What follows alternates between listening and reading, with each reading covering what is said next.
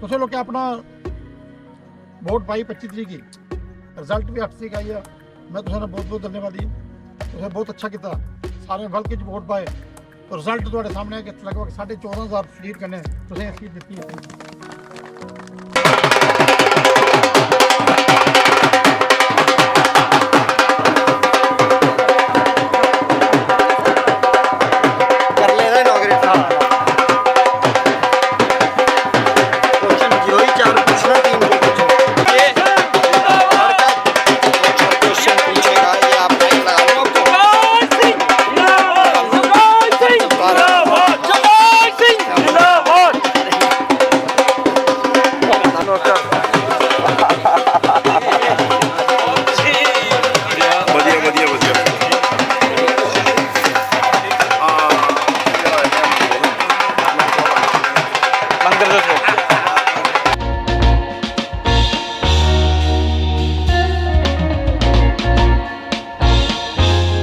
Hello and welcome to State Talk with Rishabh. मैं हूँ ऋषभ शर्मा। एक बार फिर से स्वागत है हमारी नई सीरीज़ में। In this new series of state Talk with Rishabh हम बातचीत करेंगे इलेक्टेड कैंडिडेट्स ऑफ हर विधानसभा क्षेत्र के जो भी इलेक्टेड एमएलएस होंगे, उनके साथ एक डे स्पेंड किया जाएगा। उनसे जाना जाएगा कि उनके क्षेत्र की सबसे बड़ी मांग्स क्या हैं, उन मांग्सों को कैसे देखते हैं और कैसे उनकी फुलफ़िल करेंगे डिमांड्स को। आज इस फर्स्ट एपिसोड में मेरे साथ हैं ठाकुर रणधीर सिंह जी, जो कि सुंदरबनी कालाकोट असेंबली से जीते हुए हैं। बीजेपी की एक ऐसे उम्मीदवार हैं जो बीजेपी की टिकट पे जीते हैं। आइए जानते हैं उनसे कैसे देखते हैं वो अपनी जीत को, कैसे फुलफिल करेंगे लोगों की डिमांड्स को। Let's start. सर नमस्कार and welcome to State Talk with Rishabh. कैसे हैं आप? बहुत बढ़िया जी, फर्स्ट क्लास। साहब, जीतने के बाद आज जनता के बीच में आप जा रहे हैं, तो सबसे पहले मैं जानना चाहूँगा कि क्या जनता पूछ रही है आपसे, क्या सवाल है जनता के, क्या काम है जनता के? देखिए, ये 8 तारीख शाम को जब रिजल्ट हुए, हाँ जी, तो शाम तक मैं घर पे पहुंचा। उसके बाद 9 तारीख को मैंने शुक्रिया अदा करना शुरू किया। लगातार फील्ड में हूँ, लोगों का शुक्रिया कर रहा हूँ, क्योंकि जनता ने मेरी उम्मीद से ज़्यादा वोट देखे, 35,010 वोट देखे, मुझे यहाँ से विजयी घोषित किया। तो मुझे लगता है कि जनता ही है जिसने मुझे जिताया, और एमएलए बनाने वाली ये जनता है, इनके बीच में जाना बहुत ज़रूरी है। आपने इलेक्शन में बात करी कि पीर पंजाल में एसटी स्टेटस देती है बीजेपी, फिर भी पीर पंजाल से सिर्फ एक सीट जीत पाती है, वो कालाकोट सुंदरबनी से है। जब इतनी बड़ी विजय जीत मिलती है, कुछ तो अच्छा फील होता होगा, तो वो अनुभव कैसा था? देखिए, मैं 41 साल से सियासत में हूँ, बड़े इलेक्शन लड़ाए, बड़े हारे भी, बड़े जीते भी। यूज टू बात है, मुझे इतना नहीं है कि बहुत बड़ी जीत हुई है। ये ठीक है कि लोगों ने बहुत वोट डाले हैं। अब जितने वोट लोगों ने ज़्यादा डाले, इतनी अपेक्षाएं भी मेरे पे ज़्यादा हैं, और 35,010 लोगों की अपेक्षाएं मुझ पे है। मुझे अब दिन रात मेहनत करनी होगी और लोगों का काम करना होगा।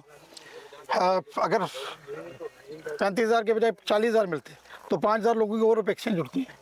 तो मुझे लगता है काम करना इतना आसान नहीं है। फील्ड में हमारा क्षेत्र पहाड़ी क्षेत्र है, इस क्षेत्र में बहुत मसले मसाइल हैं लोगों के, अभी बहुत ज़्यादा काम पेंडिंग है लोगों के। देखिए, जब इलेक्शन में निकलता है इंसान तो काफ़ी सारे वादे किए जाते हैं। इलेक्शन जीतने के बाद वो वादे कहीं धुंधले तो नहीं पड़ जाएंगे? देखिए, यहाँ पे हम बैठे हैं, हाँ जी, यही बात हुई थी।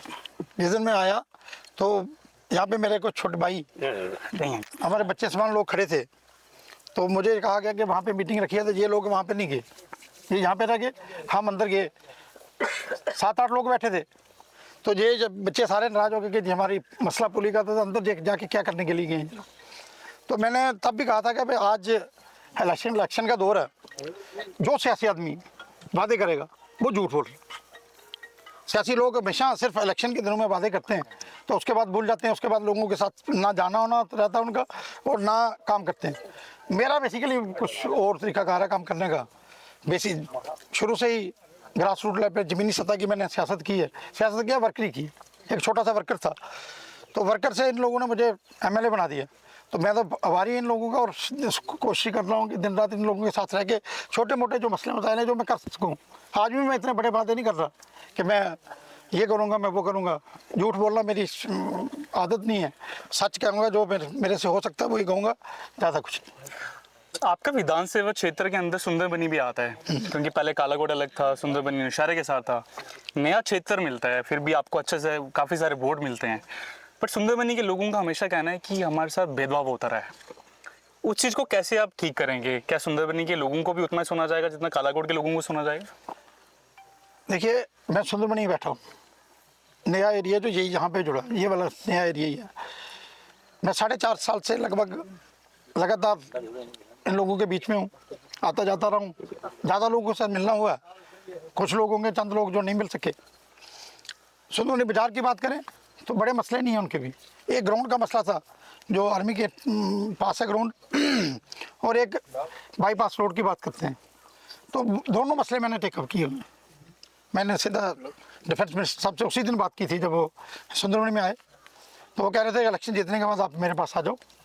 तो ग्राउंड तो शायद वो लोग बच्चे भी खेल भी रहे हैं, ग्राउंड खुला भी है, छोटी मोटी डिस्ट्रक्शन हो गई थी।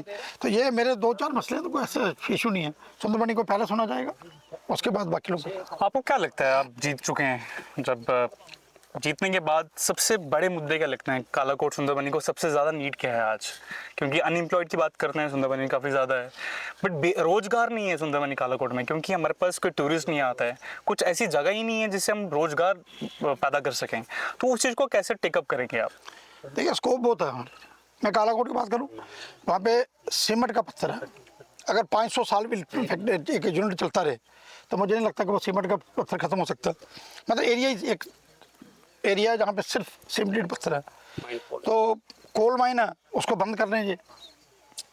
तो मैं कोशिश करूँगा कि कोल माइन को रिवाइव किया जाए, और एक अच्छा यूनिट कहीं कोशिश करते हैं लगाने की। अगर अच्छा यूनिट लग जाए जिसमें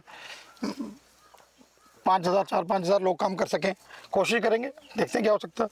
बाकी अनएम्प्लॉयमेंट की बात करूँ मैं, तो आप देख रहे होंगे कि IIT बने हैं, IIM बने हैं, एम्स हॉस्पिटल बने हैं, और बहुत बड़े बड़े हॉस्पिटल हैं।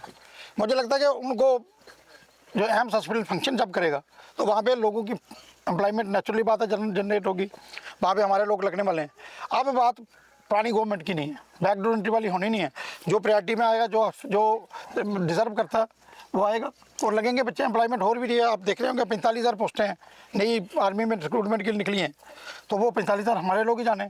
जो काम करेगा, जो दौड़ पाएगा, जो रेस निकालेगा, जो लॉन्ग जंप, हाई जंप करेगा, जो उसके काबिल होगा वो लग जाएगा। अब मुझे कोई कहेगा आपकी नौकरी लगनी है तो वो पॉसिबल नहीं है, मैं तो लग नहीं पाऊंगा। आपने कहा सरकार गवर्नमेंट बन चुकी है, बट ठाकुर साहब आप जीत के भी अपोजिशन में बैठ रहे हैं, तो आपको लगता है कि उतना ईजी होगा ठाकुर साहब के लिए कि सारे काम लेके अपनी कॉन्स्टिट्यूंसी में काम करना?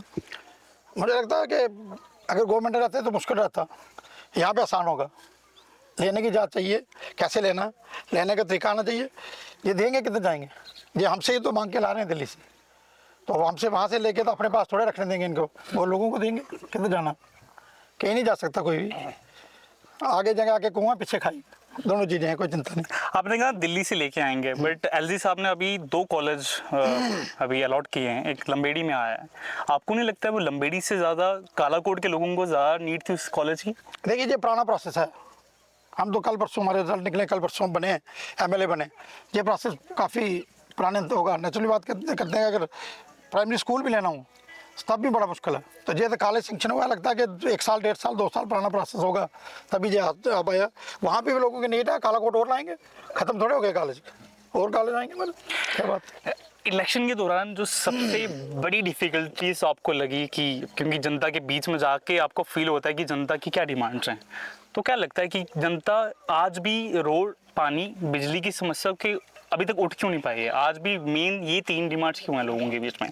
अगर आज 5 साल तक आप इस कॉन्स्टिट्यूंसी का रहेंगे, तो क्या आप इसका प्रॉमिस करते हैं कि 5 साल के बाद ये नीड्स तो ख़त्म हो जाएंगी सुंदरबनी कालाकोट के अंदर?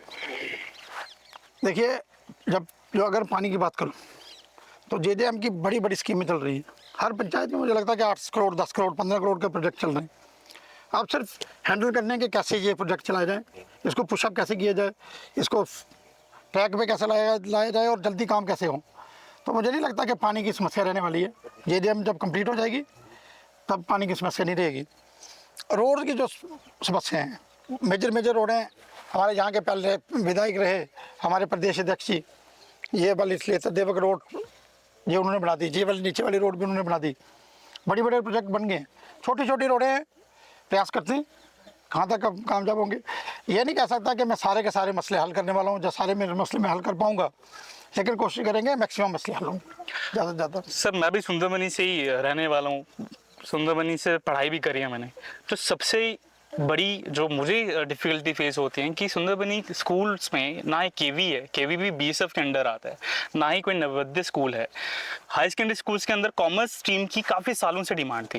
नहीं केवी स्कूल है, केवी स्कूल है, वो बीएसएफ के अंडर आता है, BSF के अंदर बीएसएफ के अंडर आता है। पब्लिकली केवी स्कूल नवोदय नहीं है, नवोदय नहीं है। कॉलेजेस के अंदर स्ट्रीम्स नहीं है, वो मेरी जिम्मेवारी बनती है, और वो तो मेरी रिस्पॉन्सिबिलिटी है, इसलिए लोगों ने चुन के भेजा। मैंने बात असेंबली, जब असेंबली लगने वाली है 4 को, बात रखेंगे इसकी, और जल्दी से जल्दी कोशिश करेंगे कि ये सारे स्ट्रीम्स आ जाएं। कॉमर्स स्ट्रीम्स जल्दी से जल्दी सुंदरबनी हाई सेकेंडरी स्कूल्स में दिखने को मिलेगा। कोशिश पूरी होगी, क्यों नहीं होगा। Thank you for giving us time. आप जनता के बीच में रहिए, तब तक मैं आपको देखता हूँ। Thank you for giving. Thank you ji. होने वाले इलेक्शन, पंचायत इलेक्शन असें पंच बनाने, सरपंच बनाने, BDC इलेक्शन होने, DDC होने, अगर इस लाइन च कोई एक बंदा भी गलत आई है ना, तो फिर असें कम करने च परेशानी। मैं चाहना कि साढ़ा पंच भी साढ़ा ही हो, सरपंच भी साढ़ा हो, BDC जो बनाओ उसी जो पार्टी जिसी मैंडेट दिया उस बंदे की BDC बनाओ, जो DDC जिस बंदे की पार्टी आख्या उसी बनाओ, ताकि अस एक लाइन जी है पंच तो लेकर पार्लीमेंट मैंबर तक, बल्कि प्राइम मिनिस्टर तक एक लाइन हो तो असें काम करने में बड़ी आसानी रहेगी। तुसें अपना काम करी दिता, और मेरी जिम्मेवारी है पीर फकीर की तको, लेकिन न्याय तक जिसमें वोटें नहीं लड़ पा रही है, जिसमें डेवलपमेंट ही पा रही है, उत्तर पीर फकीर डेवलपमेंट नहीं कर सकते। तुसें पीर फकीर से काम में बस रोक नहीं होना डेवलपमेंट करना, वो तुम्हारे लोकल जो नेता जो उसने कराना, जिसमें अस डिवाइड होने उस मुका अपना भी नुकसान करने तो अपने होने वाले फ्यूचर का नुकसान। Welcome to Straight Talk with Rishabh. Last time मिले थे, we had a podcast. We had a great experience to talk with you. Last time मिले थे तब इलेक्शन चल रहे थे, अब इलेक्शन खत्म हो चुके हैं, जीत चुके हो, जनता के बीच में जा के आप बातचीत कर रहे हो। जो वादे आपने किए थे मेरे सामने, आप बैठ के हमने बताया था, सुंदरबनी कालाकोट के मेन मुद्दों पे बात की थी आपने, कैसे फुलफिल करेंगे उनको? क्योंकि मैं सुबह से आपके पिताजी के साथ घूम रहा हूँ, मैं देख रहा हूँ वो अपनी बात रख रहे हैं। उन्होंने कहा कि मैंने इलेक्शन टाइम में कोई भी ऐसा वादा नहीं किए, मैं काम करके अपने वादों को फुलफिल करूँगा, मेरा काम ही मेरी प्रायोरिटीज़ होंगी। कैसे देखते हैं आप इस चीज़ को? ये बिल्कुल ट्रू है जी। जिस प्रकार से पहले तो सभी लोगों का, आपके दर्शकों का, इस विधानसभा के हर एक व्यक्ति का बहुत बहुत धन्यवाद, जिन्होंने इतनी भारी संख्या में मतदान कर 35,010 वोट जो भारतीय जनता पार्टी की झोली में इस विधानसभा के लोगों ने डाले हैं, उसके हम पहले तो बहुत बहुत धन्यवाद दी हैं। और अब तो जब लोगों ने कमल के फूल को ठाकुर रणधीर सिंह जी को यहाँ से जिताकर भेजा है, तो उनके जितने भी रोज़मर्रा की जो समस्या हैं, बीइंग अ लेजिस्लेटर जो वो फुलफिल कर सकते हैं, वो आपने उनसे बात करी भी है, वो उनको फुलफिल करेंगे। वो संघर्ष, जो हार्डवर्क, जो भी चीज़ों की चाहे उनकी आवाज़ उठाने का मुद्दा हो असेंबली में, वो मुद्दे उठाएंगे। सुबह से निकले हुए थे, शाम हो चुकी है, खाना भी नसीब नहीं हुआ है, अभी आप खाना खाने वाले हो, राइट?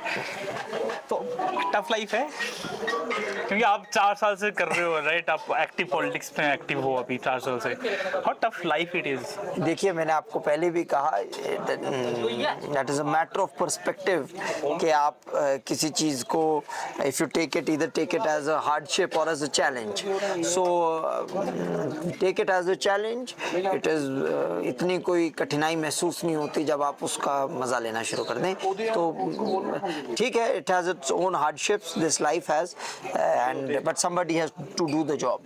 एंड बट जिस व्यक्ति को ये काम अच्छा लगता है, अक्सर कहा जाता है कि पढ़े लिखे लोगों को राजनीति में आना चाहिए, तो we are trying our best, we are doing our best.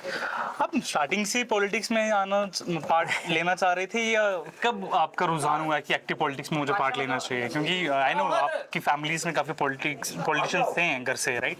तो how actively taking you part, started taking part in this assembly elections and elections? देखिए, क्या मोटिवेट करता है आपको? मोटिवेट यही चीज़ करती है जी। एक तो ये बात बिल्कुल सही है कि हमारे there is a history of politics, but सच्ची बात यह है कि the fact that I wanted to hands on have an experience of this कि क्या पढ़ा लिखा व्यक्ति राजनीति कर सकता है, and how hard it is for an educated person to do politics. बिल्कुल ठीक जी, बिल्कुल ठीक. आप ठीक हो? So to have the experience of how hard politics can get for an educated person, तो that is what motivates me. But मैं America में मैंने अपनी जब मास्टर्स करी है तो मैं वहाँ पर भी अपने मैंने इलेक्शन लड़के मैं जीता हूँ, and I was president of the grad school in Babson College. तो I always had this urge to do politics. I believe it's a my inner call. और जब लोगों की इस तरीके से प्यार मिलता है, उस प्यार को कैसे संजोड़ते हो अपनी लाइफ में? आई एम वेरी फॉर्चुनेट जी कि लोग प्यार करते हैं, लोग प्रेम करते हैं, और इन लोगों की इन अपेक्षाओं को, इस प्रेम के ऊपर किस तरीके से खरा उतरना है, we are doing our best. हम उस पर वर्क कर रहे हैं. You have 5 years. Sunderbani Kalakot को कैसे चेंज करने के लिए कैसे विजन देखते हैं? जी, we will try our best to revolutionize it. किस तरीके से एक पढ़ा लिखा व्यक्ति जो समाज के अंदर जो अपेक्षाएं रखता है, उन हर एक अपेक्षाओं के ऊपर खरा उतरने का प्रयास करेंगे. Thank you Yuvraj for giving us the time. Thank you. Please have आप भी खाना खाइए, नहीं तो आज आप पूरा दिन आप भी भूखे रहने वाले हैं. बोलने वाला हूं, क्योंकि मैं पॉलिटिशियन तो हूं नहीं, मैं सुबह से भूखा हूं आज. चलिए, thank you. Thank you. Thank you.